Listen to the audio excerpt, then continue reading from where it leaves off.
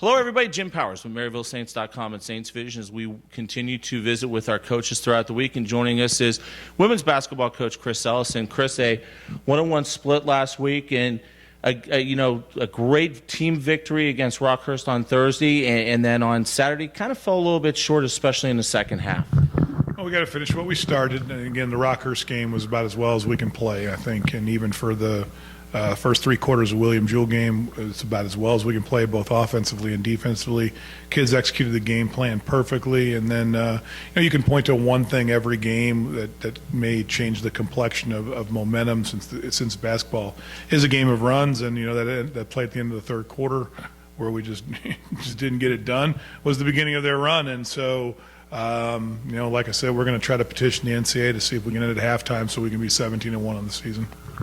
Chris, and in the game against Rockhurst, I would probably say all year, it's probably one of the best defensive efforts we've put on the floor all year long against a Rockhurst team that is very talented, and Mary Deneen probably one of the best guards in the conference. Well, like I said last time in the interview, Larry's done a great job with his team.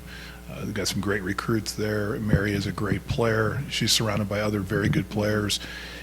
But Nate and Steve, our defensive coaches, we're changing kind of what we've done, and you can already see the difference. Not giving up the early easies and easy baskets in the half court by playing more in the gap, and we're changing to that.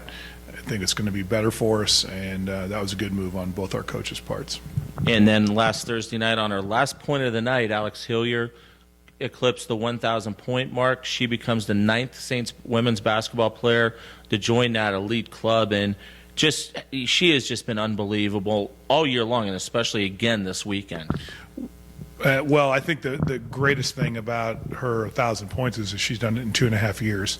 Had she been here all 4 years and played more than just half the game, because she was half and half with Rita Flynn for her first 2 years here, she could be well into the 1,500, 2,000 point mark with literally, I think, would have reached it quite simply. And when you think about that, that's just an amazing amount of points in a very short amount of minutes per game.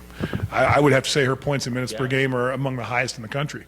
And when you mention her name, along with some of the greats that are in that top 8 right now, and she's actually in 8th place right now. You got Shelby, you got Abby. I mean, just some other phenomenal players that have played for you and played here at Maryville. We've been really lucky to have a lot of great kids come through here, and Alex is, of course, one of those people. So she'll be remembered along with those people, and deservedly so. She's a great kid, and she deserves all the good things that come her way.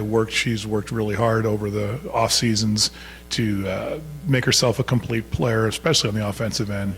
She, being 6'3", she can go inside, she can go outside, and I'm really happy for her, and hopefully her career will end on a positive note. Let's talk a little bit about this weekend. Illinois Springfield comes in, and McKendree.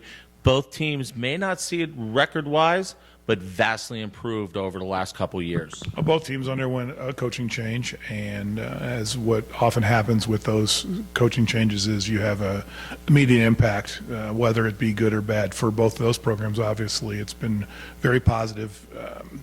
McKendree is a very dangerous team. They just almost beat Lewis and beat Parkside, and I believe that Parkside has the best 10 players in the conference, and they beat them.